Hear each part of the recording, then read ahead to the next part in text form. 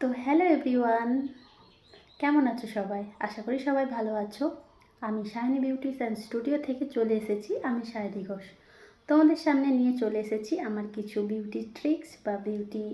এটা তোমরা নিজেদের কাজেও লাগাতে পারো, না লাগাতে পারো। ভালো না লাগলে আমার ভিডিওটা স্কিপ করে যেও। যাদের ভালো লাগবে আমার ভিডিওটাকে অবশ্যই দেখো।